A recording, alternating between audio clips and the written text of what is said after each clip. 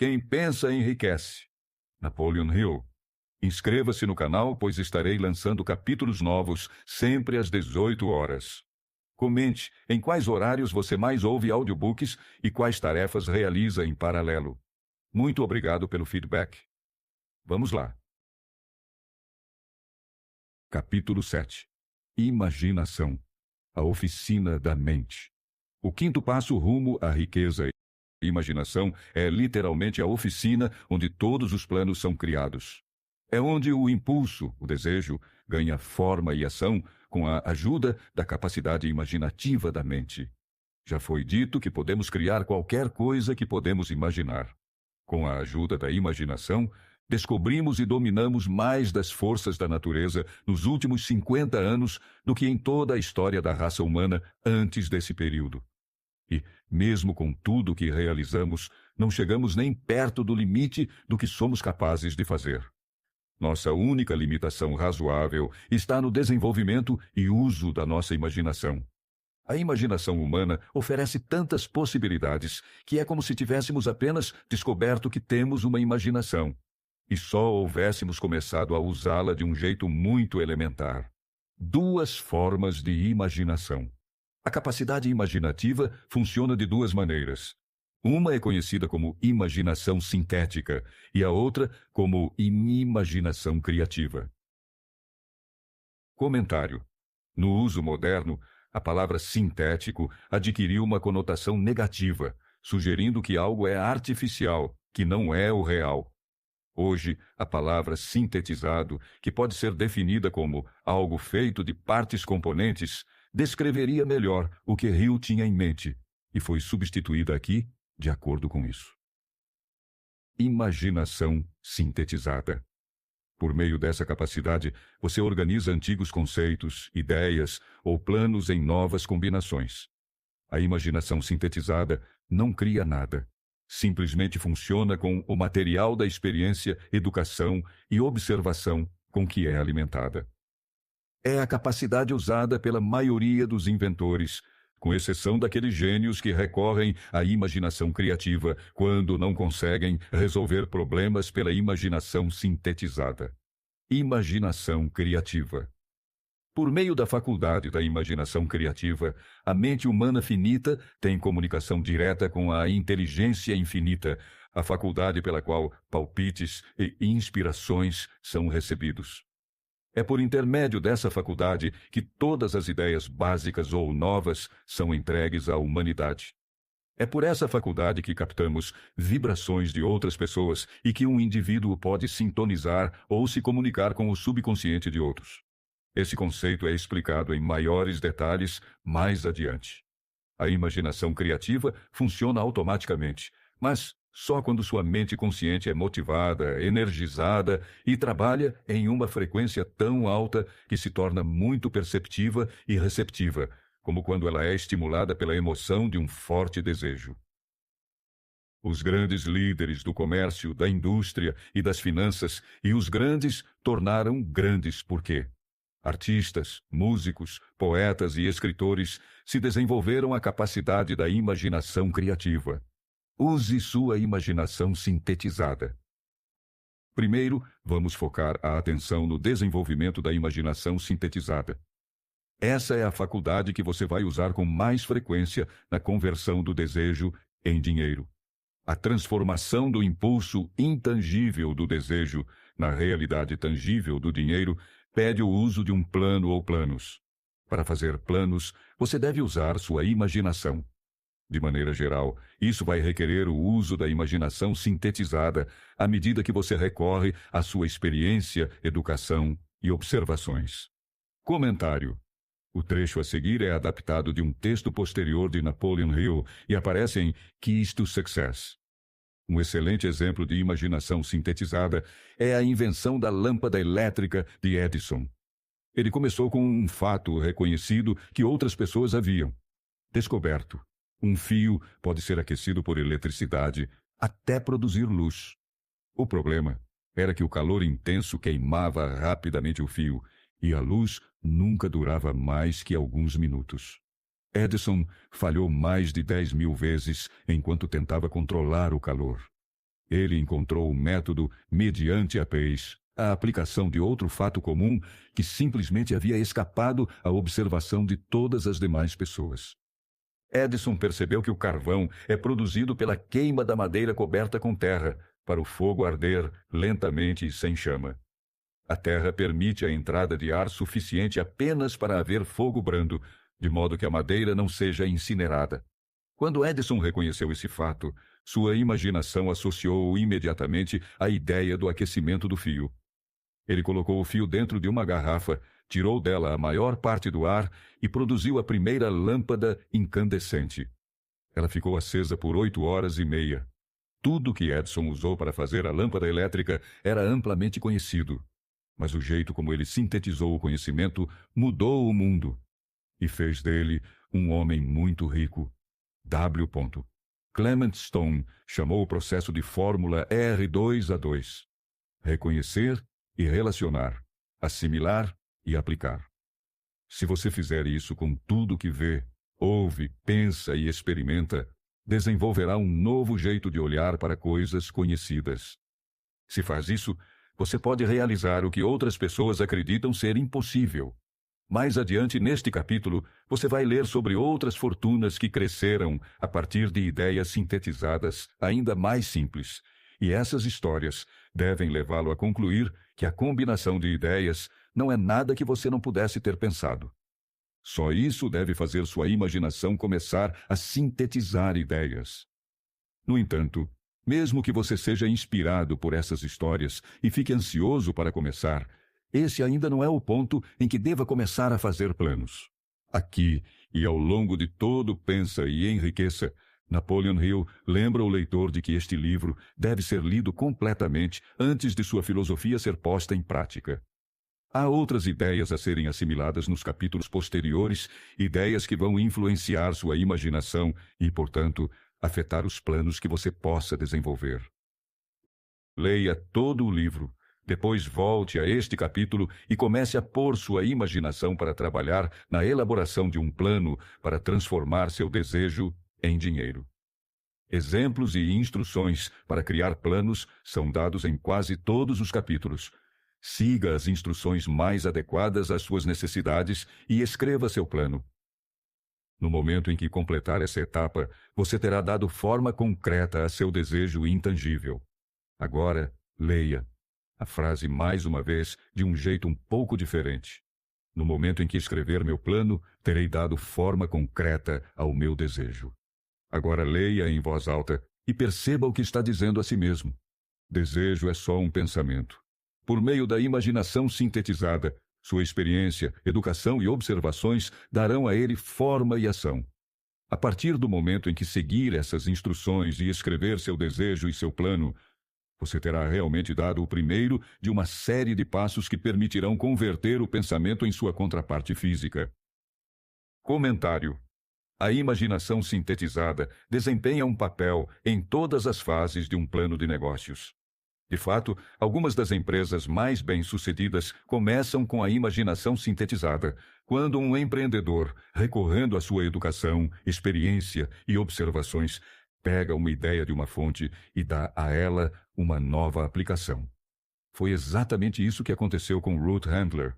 Ela e o marido, junto com outro sócio, fundaram uma pequena fábrica que evoluiu para a produção de brinquedos. O sucesso do negócio dependia de haver novas ideias para brinquedos. Vendo a filha pequena brincar, Ruth Handler notou que ela estava fascinada com livros de recortar que tinham bonecas de papel representando meninas adolescentes ou mulheres profissionais para as quais ela podia recortar roupas. Ruth Handler também sabia que menininhas adoravam brincar de vestir roupas de adultos. Essas ideias, extraídas da educação, experiência e observações, sintetizaram-se em sua imaginação e se combinaram em uma nova ideia. Ruth Handler anunciou que deviam fazer uma boneca adolescente realista. Não uma boneca de papel, mas uma boneca tridimensional adulta com corpo de mulher. E também poderiam fazer roupas de adulto para acompanhar. E as meninas poderiam brincar de vestir a boneca. Em homenagem à fonte de inspiração, Ruth Handler deu à nova boneca o nome de sua filha, Barbie. Por mais óbvio que agora pareça, até Ruth Handler, ninguém tivera a imaginação de fazer e vender uma boneca como a dela. E certamente ninguém jamais havia feito intermináveis coleções de roupas femininas para uma boneca vestir. Anteriormente, mencionamos Jeff Bezos, que criou a Amazon combinando a ideia de uma livraria com a internet, e Pierre Omidyar, que fez a mesma coisa com os leilões quando criou o eBay. Mary Kay Ash pegou a ideia de mulheres administrarem as próprias empresas e acrescentou a ideia de vendas de porta em porta. Anita Roddick usou a tendência dos ingredientes naturais, combinou-a aos cosméticos e criou o império The Body Shop. Bernard Marcus e Arthur Blank combinaram o conceito de supermercado com loja de ferragens e criaram a Home Depot. Thomas Stenberg e Leo Kahn fizeram o mesmo com material de escritório e lançaram a Staples. Uma vez feitas as conexões, pode parecer óbvio, mas fazer essas conexões supostamente óbvias trouxe sucesso para muita gente. Napoleon Hill diz que a imaginação é como um músculo que pode ser fortalecido com o uso. Da mesma que existem exercícios específicos que desenvolvem e melhoram a musculatura física, foram desenvolvidos exercícios específicos para melhorar e desenvolver a imaginação. E acredita-se que a criatividade desenvolvida em uma área vai afetar sua criatividade em outras. Edward de Bono, um dos mais respeitados especialistas no campo, escreveu mais de 25 livros, inclusive os best-sellers, O Pensamento Lateral e Os 6 Chapéus do Pensamento, cujo objetivo é, literalmente, fazer você pensar. O best-seller de Betty Edwards, Drawing on the Right Side of the Brain, usa técnicas de desenho para despertar a criatividade.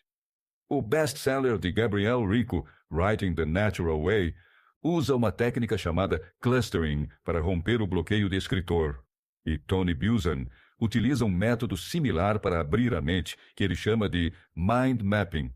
Em seu best-seller Super Learning, Sheila Ostrander e Lynn Schroeder mostram maneiras de usar a música clássica, e Roger von Oesch sugere quebra-cabeça e charadas como estímulos em A Whack on the Side of the Head.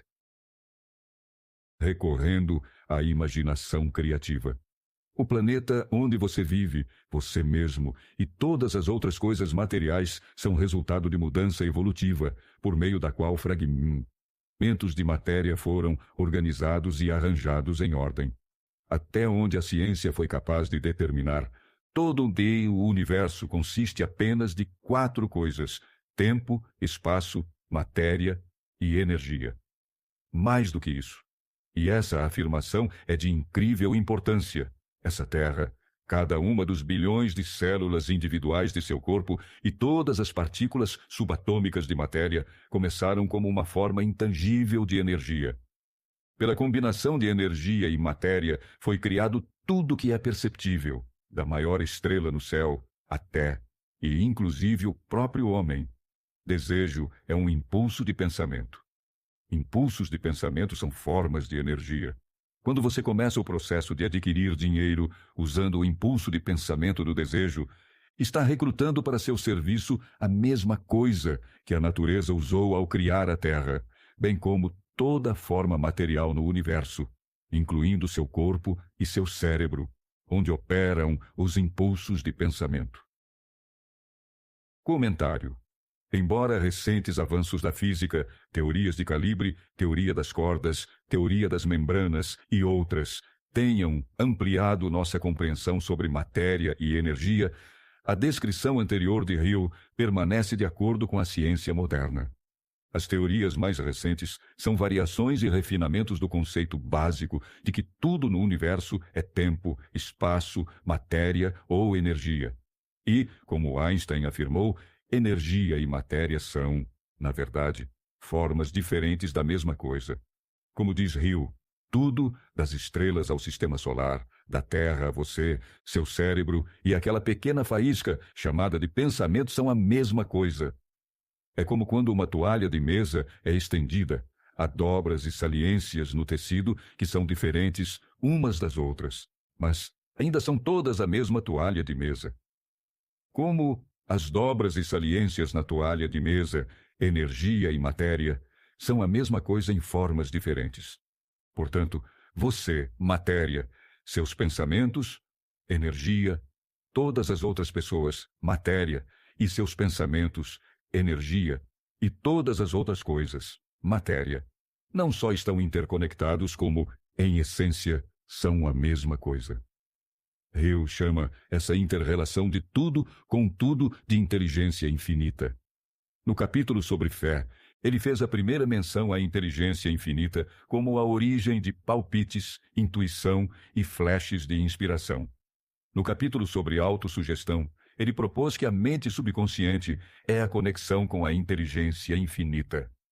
Neste capítulo, Hill elabora que a imaginação criativa é o receptor pelo qual os flashes de insights chegam até nós da inteligência infinita. Em algumas circunstâncias, quando sua mente está operando em ritmo acelerado, sua inteligência criativa recebe não só uma ideia, mas também um flash de intuição. Você tem um palpite ou uma premonição sobre alguma coisa ou alguém. Esse flash não pode ter vindo do consciente ou do subconsciente, porque nenhum dos dois jamais teve a informação. Como tudo é parte de alguma outra coisa, sua imaginação criativa, energia, extraiu o pensamento, energia, diretamente do lago comum de inteligência infinita, energia que contém não só o seu subconsciente, energia, mas o subconsciente de todo o mundo, energia. Inteligência infinita é um conceito complexo, e os leitores que se pegam questionando o processo podem ter certeza de que Hill explica a teoria nos capítulos a seguir. Os editores aconselham o leitor a deixar de lado todas as questões por enquanto e a se concentrar na aplicação lógica e prática que Hill tinha em mente. Você está envolvido em tentar transformar seu desejo em sua contraparte física ou monetária, e existem leis da física e princípios de psicologia que podem ajudar. Mas antes, você deve se dar um tempo para se familiarizar com essas leis e aprender a usá-las. Pela repetição e pela descrição desses princípios, a partir de todos os ângulos concebíveis, espero revelar o segredo pelo qual toda grande fortuna foi acumulada. Por mais estranho e paradoxal que possa parecer, o segredo não é um segredo. Ele faz-se óbvio na Terra, nas estrelas, nos planetas, nos elementos acima e em torno de nós, em cada folha de grama e em cada forma de vida dentro da nossa visão. Não desanime se não entender ou aceitar completamente essa teoria. Não espero que você aceite tudo que há neste capítulo em sua primeira leitura. Assimile o máximo que puder agora, enquanto lê tudo pela primeira vez. Depois, quando reler e estudar o material, vai descobrir que alguma coisa aconteceu para esclarecê-lo e dar uma compreensão mais ampla do todo. Acima de tudo, não pare nem hesite no estudo desses princípios até ter lido o livro pelo menos 3 vezes. Depois, você não vai querer parar. Como fazer uso prático da imaginação? Ideias são o ponto de partida de todas as fortunas. Ideias são produtos da imaginação. A seguir, 2 histórias verdadeiras sobre ideias que renderam imensas fortunas. Espero que essas histórias transmitam o quanto é importante o papel que a imaginação pode ter na transformação de uma ideia em sucesso e que ilustrem o método pelo qual a imaginação pode ser usada para o acúmulo de riqueza. A Chaleira Encantada. No fim dos anos de 1880, um velho médico rural foi até a cidade, amarrou seu cavalo, entrou discretamente em uma drogaria pela porta dos fundos e começou a regatear com o jovem atendente. Durante mais de 1 hora, atrás do balcão, o velho médico e o atendente falaram em voz baixa. Então, o médico saiu. Foi até a carroça e pegou uma grande e antiquada chaleira, uma grande colher de pau, para mexer o conteúdo da chaleira, e as depositou no fundo da loja. O atendente inspecionou a chaleira, pôs a mão no bolso interno, pegou um rolo de notas e entregou para o médico. O rolo continha exatamente $500 americanos, todas as economias do atendente. O médico entregou a ele um pedacinho de papel no qual estava escrita uma fórmula secreta. As palavras naquele pedacinho de papel valiam o resgate de um rei. mas não para o médico.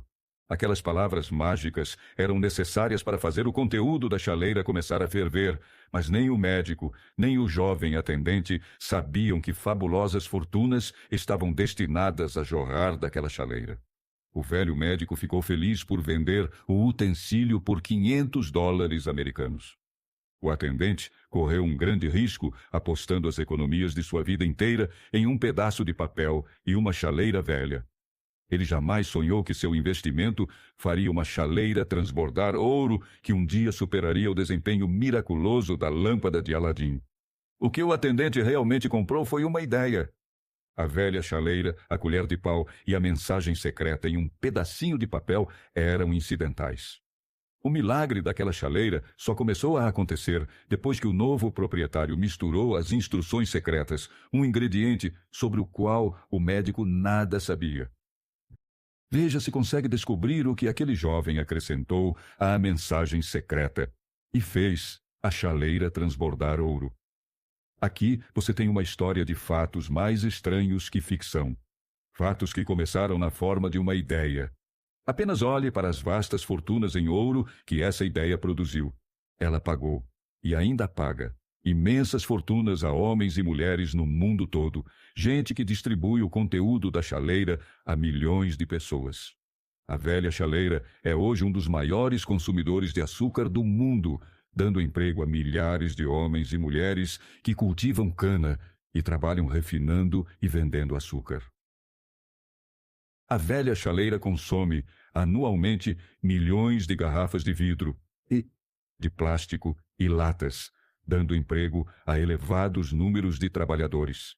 A velha chaleira dá emprego a um exército de secretários, estenógrafos, redatores e especialistas em propaganda em todo o país. Ela levou fama e fortuna a muitos artistas que criaram imagens magníficas descrevendo o produto. A velha chaleira transformou Atlanta, que era uma pequena cidade sulista, na capital de negócios do sul, onde agora beneficia, direta ou indiretamente, todos os negócios e praticamente todos os residentes da cidade. A influência dessa ideia agora beneficia todo o país civilizado do mundo, despejando um jorro contínuo de ouro para todos que a tocam. O ouro da chaleira construiu e mantém uma das mais proeminentes faculdades do Sul, onde milhares de jovens recebem o treinamento essencial para o sucesso. Se o produto daquela velha chaleira de metal pudesse falar, contaria histórias incríveis em todos os idiomas. Histórias de amor, de negócios, de profissionais, de homens e mulheres diariamente estimuladas por ele. Tenho certeza de pelo menos uma história romântica, pois fiz parte dela. E tudo começou não muito longe do lugar onde o atendente da drogaria comprou a velha chaleira. Foi lá que conheci minha esposa, e foi ela quem me contou sobre a chaleira encantada. Era o produto daquela chaleira que bebíamos quando pedi a ela para me aceitar na alegria e na tristeza. Seja você quem for, onde quer que more, qualquer que seja a sua ocupação, cada vez que vir as palavras Coca-Cola, lembre-se de que este vasto império de riqueza e influência cresceu a partir de uma única ideia. E essa ideia, o ingrediente misterioso que o atendente Asa Chandler misturou à fórmula secreta, foi imaginação. Pare e pense nisso por um momento. Tenha em mente que os degraus para a riqueza descritos neste livro são os mesmos princípios pelos quais a influência da Coca-Cola tem sido estendida a cada cidade, município, vilarejo e cruzamento de vias do mundo. Aqui vai o que há de mais importante para lembrar. As ideias que você cria podem ter a possibilidade de repetir o enorme sucesso dessa bebida mundial. Comentário. Harlan Sanders também tinha uma receita e uma chaleira mágica. Na verdade, sua chaleira era uma panela, mas nem sua panela, nem sua receita de 11 ervas e temperos seriam mencionadas aqui se ele não tivesse imaginação também. Harlan Sanders era proprietário e administrador de um motel e café bem-sucedido em Corbin, Kentucky. Mas, quando a nova rodovia interestadual foi construída, ela não passou pelo endereço de Sanders. Em pouco tempo, seu estabelecimento faliu, deixando-o com pouco mais que sua receita de frango frito e um jeito de prepará-lo rapidamente em uma panela. Aos 62 anos de idade, o coronel, como as pessoas o chamavam, teve que encontrar um novo meio de vida. Foi quando o ingrediente mágico, a imaginação, entrou na receita. Ele decidiu que não venderia mais frango frito. Em vez disso, venderia seu método para prepará-lo. Ele pôs a receita e a panela no porta-malas do carro e pegou a estrada para mostrar seu frango frito a outros proprietários de restaurante. Nos primeiros 2 anos, conseguiu vender 5 franquias. 2 anos depois, tinha vendido 200. 4 anos depois, estava perto de ter 600 endereços, quando foi procurado por um grupo de investimentos que queria comprar sua empresa. Reconhecendo que a magia não estava só na chaleira ou na receita, os novos proprietários pediram ao Coronel Sanders para permanecer como porta-voz da companhia, o que ele fez até sua morte em 1980. Hoje, existem quase 12.000 endereços do KFC em mais de 80 países, com vendas de quase 10 bilhões de dólares americanos ao ano. Debbie Fields era uma dona de casa de 20 anos que adorava fazer cookies. Ela não tinha educação formal, nem experiência profissional, mas tinha uma receita e uma ideia imaginativa de que as pessoas gostariam de comprar cookies frescos, quentes e macios em uma loja. Empresários e banqueiros que ela procurou disseram que ela era maluca, mas essa mulher e seu marido continuaram, levando sua ideia de banco em banco, até finalmente convencerem um deles a dar a Debbie Fields um empréstimo para ela abrir uma loja em Palo Alto, Califórnia. Na hora do almoço de seu primeiro dia, ela ainda não havia vendido nenhum cookie, então foi para a rua e distribuiu amostras. Foi o bastante. A loja de biscoitos decolou. Hoje as lojas, senhora, Fields estão por todo o país. A Faculdade de Administração de Harvard usa seus métodos como um estudo de caso de eficiência. E Debbie Fields se tornou uma autora de sucesso, oradora motivacional e personalidade da televisão. Wally Famous. Amos era um agente de talentos de Los Angeles que copiou uma receita de cookie do verso de uma embalagem de gotas de chocolate da Nestlé. Fez algumas modificações para personalizar a receita e começou a distribuir sua versão de cookies caseiros como uma espécie de cartão de visitas. Seus clientes e parceiros comerciais gostaram tanto que Wally finalmente decidiu se retirar do show business e abrir uma loja. E fez isso com o charme de um agente de Hollywood. Abriu a loja em Sunset Boulevard com 2.000 convidados, um tapete vermelho e celebridades. Com o mesmo charme, ele pôs sua foto na embalagem, encheu-a de cookies e começou a vender para lojas de departamento exclusivas e lojas de especialidades. 10 anos depois, a Famous Amos era um negócio de 10 milhões de dólares americanos. Ray Kroc tinha mais de 50 anos e vendia mixers para milkshake quando ouviu falar de um quiosque de hambúrguer na Califórnia, propriedade de Dick e Mac McDonald, que estava indo muito bem. Pegou o carro e foi até San Bernardino dar uma conferida.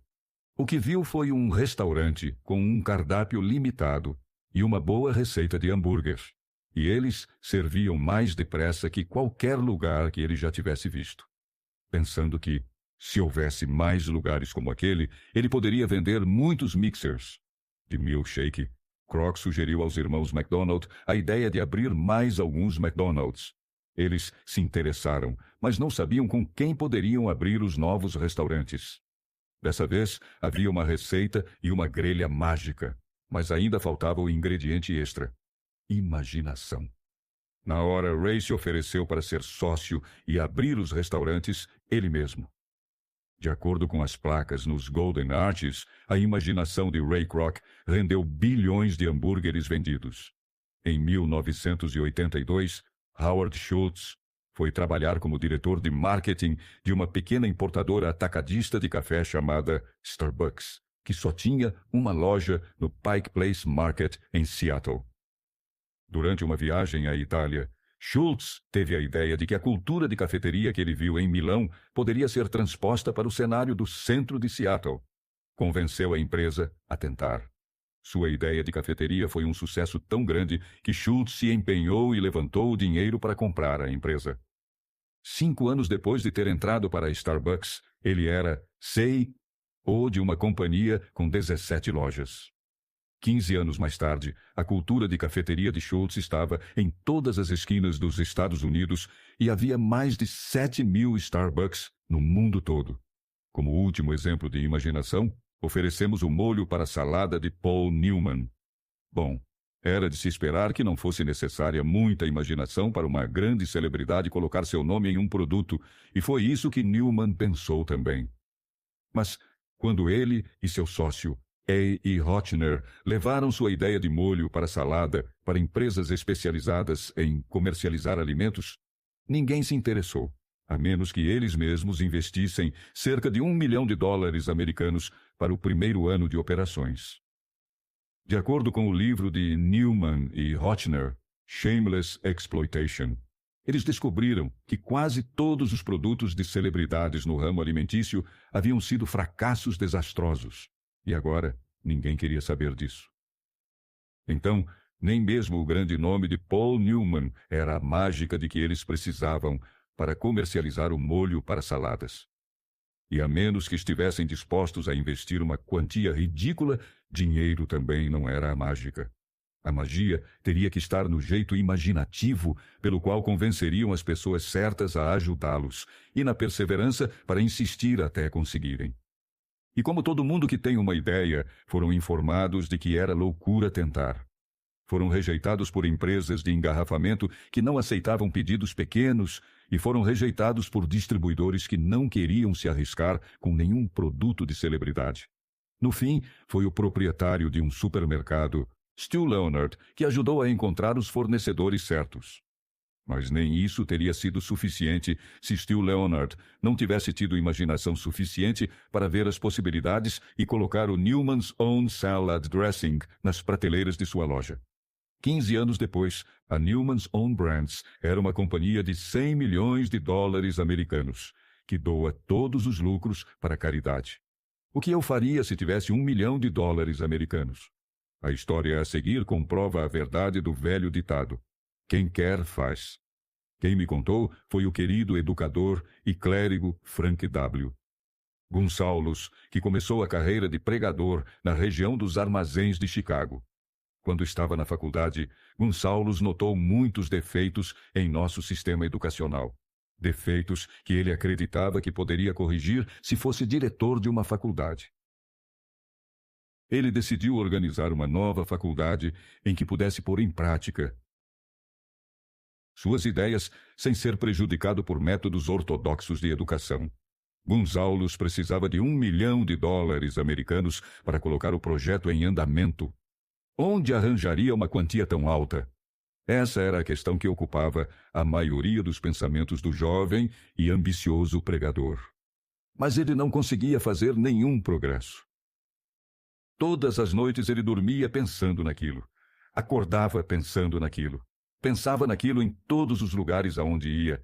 Pensava e pensava, até a ideia se tornar uma obsessão que o consumia. Gonçalves era filósofo além de pregador.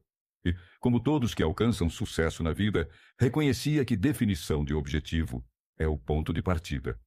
Também reconhecia que a definição de objetivo adquire vida e força quando é respaldada por um desejo ardente de traduzir esse objetivo em seu equivalente material. Ele conhecia todas essas grandes verdades, mas não sabia onde ou como arrumar $1 milhão americanos.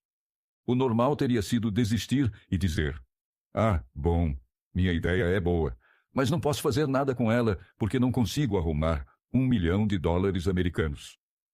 É exatamente isso que a maioria das pessoas teria dito, mas não foi o que Gonçalves disse. O que ele disse e o que fez é tão importante que vou deixá-lo falar por si. Em um sábado à tarde, eu estava no meu quarto pensando em maneiras de levantar o dinheiro para realizar meus planos. Havia pensado por quase 2 anos, mas não tinha feito nada além de pensar. Tinha chegado a hora de agir. Decidi naquele momento que conseguiria $1 milhão necessário no prazo de uma semana. Como? Eu não estava preocupado com isso. O mais importante foi a decisão de levantar o dinheiro dentro de um prazo específico. Quero dizer que, no momento em que cheguei a uma decisão definitiva de conseguir o dinheiro dentro de um período determinado, surgiu um estranho sentimento de segurança que eu nunca tinha experimentado antes. Algo dentro de mim parecia dizer: por que você não tomou essa decisão há tempos? O dinheiro estava esperando por você o tempo todo. As coisas começaram a acontecer depressa. Liguei para os jornais e anunciei que na manhã seguinte faria um sermão intitulado "O que eu faria se eu tivesse milhões de dólares?". Comecei a trabalhar no sermão de forma imediata, mas devo dizer que, francamente, a tarefa não foi difícil, porque eu o preparava havia quase 2 anos. Terminei de escrever o sermão muito antes da meia-noite. Fui para a cama e dormi, me sentindo confiante, pois já podia me ver de posse do $1 milhão.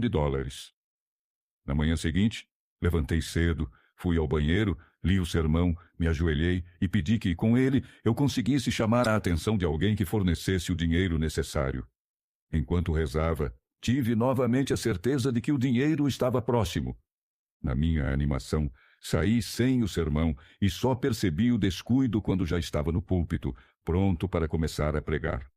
Era tarde demais para ir buscar minhas anotações, e que bênção foi não poder voltar. Em vez disso, meu subconsciente produziu o material de que eu precisava. Quando me levantei para começar o sermão, fechei os olhos e falei dos meus sonhos com o coração e a alma. Não só conversei com a minha congregação, como acho que também conversei com Deus. Eu disse o que faria com $1 milhão americanos se esse valor fosse colocado em minhas mãos. Descrevi o plano que tinha em mente para organizar uma grande instituição educacional onde os jovens aprenderiam a fazer coisas práticas e, ao mesmo tempo, desenvolveriam o pensamento. Quando terminei e me sentei, um homem levantou-se lentamente do banco na terceira fileira do fundo e se dirigiu ao púlpito. Eu não sabia o que ele ia fazer. Ele subiu no púlpito, estendeu a mão e disse: "Reverendo, gostei do seu sermão. Acredito que pode fazer tudo o que disse que faria se tivesse $1 milhão americanos. Para provar que acredito em você e no seu sermão, se for ao meu escritório amanhã de manhã, lhe darei $1 milhão. Meu nome é Philip D. Armour." O jovem Gonçalves foi ao escritório de Armour e recebeu $1 milhão. Com esse dinheiro, fundou o Instituto de Tecnologia Armour, conhecido hoje como Instituto de Tecnologia de Illinois. $1 milhão para a fundação do Instituto Armour foi resultado de uma ideia. Por trás da ideia, havia o desejo que o jovem Gonçalves nutriu por quase 2 anos. Observe este fato importante. Ele conseguiu o dinheiro 36 horas depois de ter tomado a decisão de obtê-lo e traçar um plano definido para conseguir. Não havia nada de novo ou único em o jovem Gonçalves pensar vagamente em $1 milhão americanos e ter uma leve esperança de obtê-lo. Outros tiveram pensamentos semelhantes. Mas havia algo de muito único e diferente na decisão que ele tomou naquele sábado memorável, quando colocou a imprecisão em segundo plano e disse de um jeito definido: "Terei esse dinheiro em 1 semana." O princípio pelo qual Gonçalves obteve seu $1 milhão ainda está vivo. Está disponível para você. Essa lei universal é tão viável hoje como era quando o jovem pregador a usou com tanto sucesso. Comentário. O Instituto de Tecnologia Armour foi inaugurado em 1893, oferecendo cursos de engenharia, química, arquitetura e biblioteconomia, e, em 1940, tornou-se o Instituto de Tecnologia de Illinois, EIT, quando se juntou ao Instituto Lewis, uma faculdade de Chicago fundada em 1895 que oferecia cursos de artes liberais, além de ciências e engenharia. Em 1949, o Instituto de Design, fundado em 1937, também se juntou ao IULT, seguido em 1969 pela Faculdade de Direito Chicago-Kent e pela Escola de Administração Stewart e, em 1986, pela Faculdade de Engenharia do Meio Oeste. Hoje existem vários campi no centro de Chicago. O IIT tem sido chamado de alma mater de realizações. Como transmutar ideias em dinheiro. Asa Candler e Frank Gonsalves tinham uma característica em comum. Ambos conheciam a surpreendente verdade de que ideias podem ser transmutadas em dinheiro por meio do poder do objetivo definido somado a planos definidos. Se você é um desses que acreditam que trabalho duro e honestidade por si só trarão riqueza, pode esquecer. Não é verdade.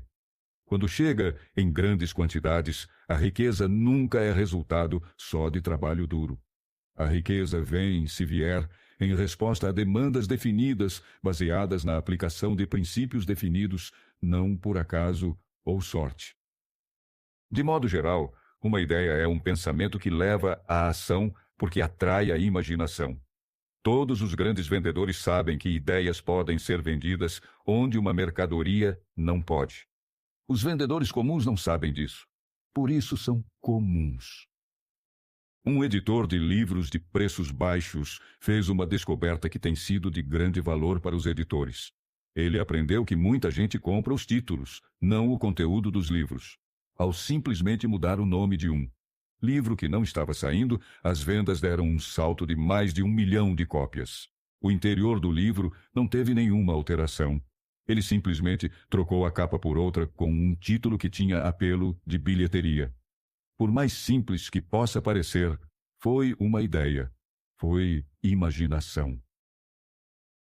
Comentário. Para os leitores que pensam que substituir a capa de um livro é muito simples, ou algo que não poderiam fazer por não serem do ramo, os editores diriam que, se você tivesse tido essa ideia simples antes daquele editor, ele provavelmente teria ficado satisfeito por vender os livros encalhados para você por centavos de dólar. Você, então, poderia ter trocado a capa e, de repente, teria se tornado editor de um best-seller.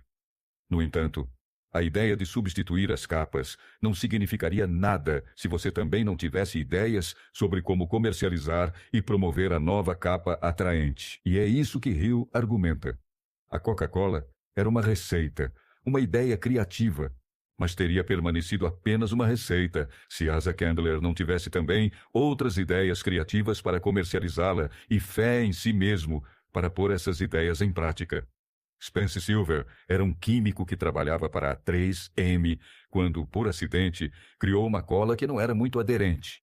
Nem é preciso dizer que a 3M não ficou muito interessada em uma cola sem aderência, e a invenção de Silver foi arquivada como um erro.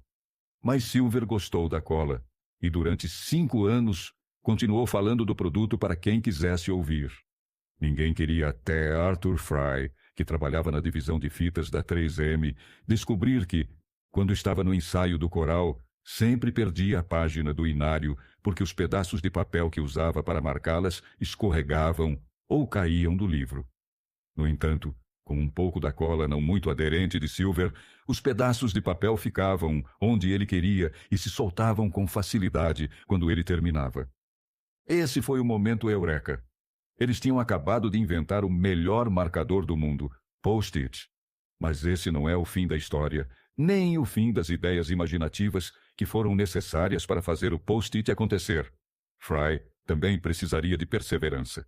Primeiro, teve de convencer os engenheiros a resolver problemas de produção. Para isso, ele abriu um buraco na parede do porão de sua casa para instalar um protótipo do equipamento de produção. Ele insistiu e, finalmente, 2 anos depois, a 3M mandou o projeto para o departamento de marketing. Os especialistas em marketing criaram anúncios e folhetos que vendiam a ideia do bloco de notas aderentes e lançaram o produto em 4 cidades para testar. Os resultados foram um desastre. Ninguém sacou e ninguém comprou. Quem pagaria por papel de rascunho?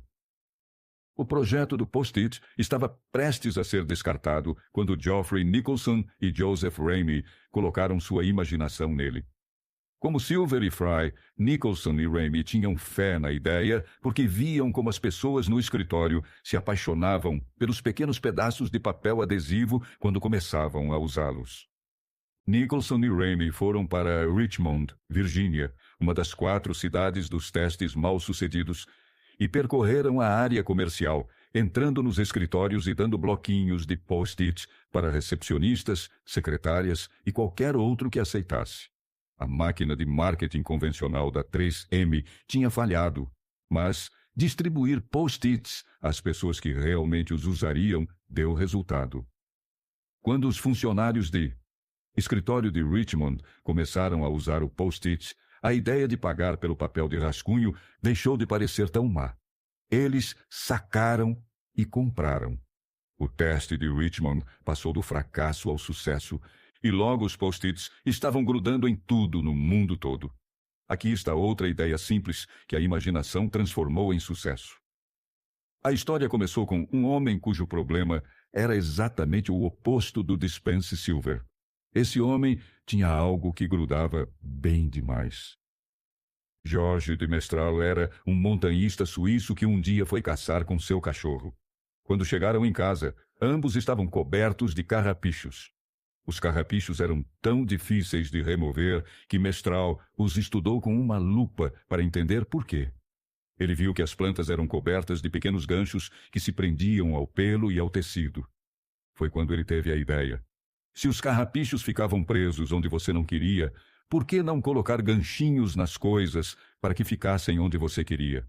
Como todos os outros mencionados neste livro, Mestral teve uma ideia imaginativa. Mas foi só o início. Ele também teve fé em si para continuar quando as pessoas riram de sua ideia, o que muitos fizeram, até finalmente encontrar uma fábrica têxtil francesa que o ajudou a fazer o que queria. No entanto, mesmo quando enfim elaboraram uma maneira de usar tecido de algodão para fazer o que chamaram de fita de fechamento, não tinham como arcar com os custos da produção em massa.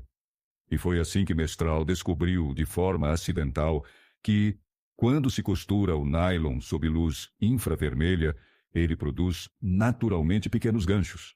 Agora que poderiam fabricar por baixo custo, só precisavam de um nome. Um lado era felpudo como veludo e o outro era de crochê, a palavra francesa para gancho. Pegue vel e cro, combine com a imaginação, o resultado é velcro. E um alpinista suíço se torna um magnata da indústria. Uma vez, a Sony Corporation tentou fabricar um gravador muito pequeno que funcionasse com cassetes de tamanho padrão, mas não conseguiu. Eles poderiam produzir uma pequena máquina de reprodução, mas na época, os componentes eletrônicos necessários para torná-la também uma máquina de gravação não eram suficientemente pequenos. Concluíram que o projeto era um fracasso. Um dia, o presidente honorário da Sony, Masaru Ibuka, entrou no laboratório e viu que alguns dos engenheiros estavam usando os protótipos do gravador fracassado para ouvir fitas de música. Eles não pareciam se importar com o fato de o aparelho não poder gravar, só gostavam de poder andar por aí ouvindo suas músicas favoritas. Então, surgiu a ideia imaginativa que fez toda a diferença. Ibuka lembrou que outra divisão estava trabalhando em fones de ouvido leves. Esse foi o Flash. A imaginação de Ibuka fez a conexão que os outros engenheiros não tinham feito. Na opinião de Ibuka, eles não haviam projetado um gravador que deu errado, mas criado um reprodutor estéreo particular bem-sucedido. Adicionaram os fones de ouvido, chamaram de Walkman e revolucionaram o negócio da música e a indústria eletrônica. Clarence Saunders era funcionário em um pequeno varejo no sul. Um dia estava de pé com uma bandeja nas mãos, esperando sua vez em uma lanchonete. Ele nunca tinha ganhado mais de $20 americanos por semana antes disso, e ninguém jamais havia notado nele alguma coisa que indicasse habilidade incomum. Mas algo aconteceu em sua mente enquanto ele estava na fila, algo que fez sua imaginação funcionar. Ele teve a ideia de que aquele mesmo conceito de autoatendimento também funcionaria no mercadinho. Clarence Saunders levou a ideia para o chefe. Naturalmente, o chefe disse que ele estava louco.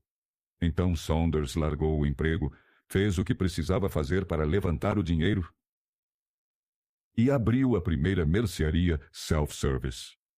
Chamou de Piggly Wiggly e Clarence Saunders, o funcionário de mercearia que ganhava $20 americanos por semana, rapidamente se tornou o multimilionário dono de uma cadeia de mercearias dos Estados Unidos. Sylvan Goldman era dono de várias lojas Piggly Wiggly em Oklahoma. E, como qualquer bom empresário, passava muito tempo observando os clientes andando pelos corredores, colocando seus produtos em cestas ou sacolas de compras. Uma noite, ao tentar descobrir como fazer os clientes comprarem mais em cada visita, ele deu por si, olhando para uma cesta sobre o assento de uma cadeira dobrável de madeira. Eureka! Chamou seu mecânico, Fred Young. Colocaram rodas na extremidade inferior das pernas da cadeira, adicionaram outra cesta debaixo do assento e assim nasceu o carrinho de compras.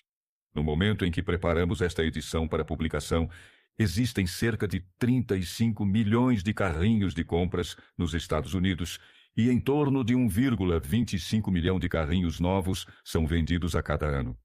Thomas Stenberg, que também mencionamos anteriormente, era outro executivo de supermercado que observava os clientes enquanto faziam compras.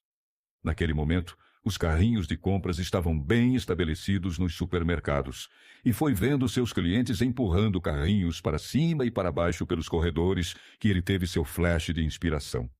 Ficou tão seguro da ideia que convenceu outro executivo de supermercado, Leo Kahn, a se juntar a ele. Juntos, pegaram o conceito de supermercado e o aplicaram à venda de material de escritório e, em 1986, abriram sua primeira loja em Brighton, Massachusetts. Chamaram-na de Staples. Em 1989, abriram o capital da empresa e 10 anos depois, havia mais de 1.000 lojas da Staples, com receitas acima de 7 bilhões de dólares americanos. Vamos concluir este comentário com outro conjunto de histórias relacionadas que mostram que, às vezes, a parte mais imaginativa do marketing é o timing. Se você fosse fazer compras no final do século XIX, normalmente teria que interagir com um comerciante que pegaria as mercadorias em prateleiras atrás do balcão. Na década de 1870, os preços fixos começavam a ser usados pelos lojistas.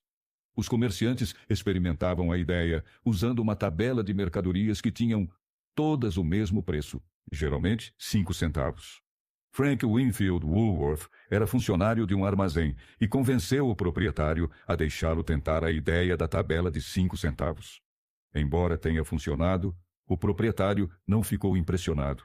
Assim, Woolworth pegou $350 americanos emprestado de seu chefe e em 1879 abriu sua primeira loja 5 cents em Utica, Nova York. Era uma loja inteira cheia de produtos onde tudo custava um níquel. Um ano depois, ele tinha 4 lojas e a quarta, em Lancaster, Pensilvânia, foi a primeira que ele chamou de F. People Woolworth's 5 and 10 Cent Store. 20 anos depois, eram 238 lojas. Na época de sua morte, em 1919, eram mais de 1.000 endereços. F. W. Woolworth. Ele havia estabelecido a primeira rede nacional de lojas de variedades e construído o prédio mais alto da cidade de Nova York para instalar sua sede. A empresa Woolworth permaneceu fiel à ideia original e não comercializou nenhuma mercadoria que custasse mais de 10 centavos até 1932. Quando o maior preço foi aumentado para 20 centavos. Mas, à medida que os tempos mudaram, o preço fixo foi derrubado, as mercadorias se tornaram mais variadas e a empresa continuou crescendo até ter mais de 8.000 lojas em todo o mundo, vendendo de tudo, desde aviamentos até utensílios domésticos e móveis. Então, nos anos de 1960 e 70, algo começou a acontecer. O estado de espírito dos Estados Unidos estava mudando, mas as lojas Woolworth não. Foi quando Sam Walton abriu o primeiro Walmart em Rogers, Arkansas, em 1962. Walton entrou no ramo do varejo depois da Segunda Guerra Mundial, quando seu sogro emprestou a ele o dinheiro para comprar uma franquia da loja Butler Brothers em Bentonville, Arkansas. Em 1962, Sam e seu irmão Bud tinham 16 lojas de variedades em Arkansas, Missouri e Kansas. Foi nessas lojas que Sam Walton começou a adicionar o ingrediente mágico da imaginação. Além do faro para promoção, Sam tentou novas formas de vender produtos domésticos e mercadorias em geral no varejo. Ele insistia em interiores limpos e bem iluminados, e introduziu o conceito de self-service, com corredores largos o bastante para carrinhos de compras e balcões de check-out na frente da loja. Também começou a comprar diretamente dos fabricantes e criou planos de participação nos lucros que mantinham sua família de funcionários leal, trabalhadora e prestativa. Em 1962, Walton incorporou essas e outras ideias imaginativas quando abriu sua primeira loja, que chamou de Walmart. A magia básica era vender produtos de marca por preços mais baixos que os de mercado, mas também havia magia em como ele mantinha um clima amistoso de cidadezinha natal em sua loja, embora ela fosse o que agora chamamos de mega loja. A loja Walmart de Sam Walton foi um sucesso. Então, ele continuou construindo e abrindo mais delas. Primeiro em pequenas cidades e áreas rurais, depois em cidades maiores, depois nas grandes cidades, e não demorou muito para ter uma rede nacional. Em 1992, quando Sam Walton morreu, havia mais de 1,7 mil lojas Walmart. A rede era a maior varejista do país, empregava mais de 600 mil pessoas, e Sam Walton era o homem mais rico dos Estados Unidos. Em 2003, havia mais de 3,2 mil lojas nos Estados Unidos e mais de 1,1 mil em outros países. A empresa empregava mais de 1,3 milhão de pessoas em todo o mundo e atendia mais de 1 milhão de clientes por semana. Durante esse processo, a Woolworth e outras empresas varejistas mais antigas, como a Kresge, tentaram entrar nesse bonde com suas lojas Woolco e Kmart, mas não conseguiram acertar. Elas haviam renunciado à antiga identidade de 5 e 10 centavos para se tornar varejistas de generalidades a preços mais altos. E, quando o Walmart chegou e redefiniu essa parte do mercado, os demais pareciam ter esgotado o tipo de imaginação que haviam tido no começo. E é aqui que a história muda de direção. David Gold administrava uma loja de bebidas que havia herdado do pai. Ele percebeu que sempre que expunha itens por 99 centavos, a mercadoria era vendida mais rapidamente do que qualquer outro produto com outro preço baixo. Ele decidiu abrir uma loja chamada The 99 Centavos Only Store, onde tudo seria vendido por 99 centavos. Parece familiar? A ideia imaginativa de Frank Woolworth em 1879, que havia sido abandonada pela rede de mesmo nome nos anos de 1940 e 50, em 1982, levava uma nova injeção de imaginação de David Gold. Como de costume, amigos e familiares disseram que ele estava louco, mas David Gold procurou fornecedores que vendessem produtos fora de linha ou excedentes de produção por um preço suficientemente baixo para ele poder oferecê-los ao público por 99 centavos. Ele os encontrou. E encontrou até todo tipo de produtos de marca, de hardware a meia calça, produtos de limpeza, óleo de motor, utensílios de cozinha, cosméticos, eletrônicos, brinquedos, produtos enlatados, alimentos congelados, biscoitos, frutas frescas, até alimentos gourmet. Mais de 5 mil que ele poderia vender por 99 centavos e ainda ter lucro. David Gold abriu sua primeira loja de corredores largos, bem iluminada, de cores vivas, verde e fúcsia, em Inglewood, Califórnia, em 1982. Em 2003, ele tinha 142 lojas. Na Califórnia, Nevada e Arizona, e era relacionado pela Forbes 400 como dono de uma fortuna pessoal estimada em mais de 650 milhões de dólares americanos. Como Napoleon Hill escreveu em O Manuscrito Original. As leis do triunfo e do sucesso de Napoleon Hill sobre a criação de Piggly Wiggly. Onde nessa história você vê a menor indicação de algo que não poderia repetir. O plano que rendeu milhões de dólares para seu criador era uma ideia muito simples que qualquer um poderia ter adotado, mas que exigia uma imaginação considerável para ser posto em prática. Quanto mais simples e facilmente adaptada é uma ideia, maior é seu valor, já que ninguém está procurando ideias que sejam muito detalhadas ou, de alguma forma, complicadas. Não há preço padrão para ideias. O criador da ideia define seu preço e, se for esperto, o alcança. A história de praticamente todas as grandes fortunas começa no dia em que um criador de ideias e um vendedor de ideias se juntam e trabalham em harmonia. Carnegie cercou-se de homens que podiam fazer o que ele não sabia fazer, homens que criavam ideias e homens que colocavam as ideias em prática. E foi isso que fez dele e outros homens fabulosamente ricos. Milhões de pessoas vivem esperando brechas favoráveis. Talvez uma brecha favorável possa proporcionar uma oportunidade, mas o plano mais seguro é não depender da sorte.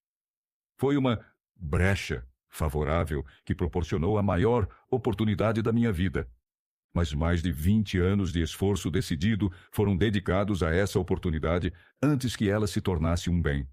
A brecha foi a minha boa sorte de conhecer e conquistar a cooperação de Andrew Carnegie. Naquela ocasião, Carnegie plantou em minha mente a ideia de organizar os princípios de realização em uma filosofia de sucesso. Milhões de pessoas se beneficiaram com as descobertas feitas nos anos de pesquisa, e fortunas foram acumuladas por meio da aplicação da filosofia. O começo foi simples. Era uma ideia que qualquer um poderia ter desenvolvido. A brecha favorável surgiu por intermédio de Carnegie.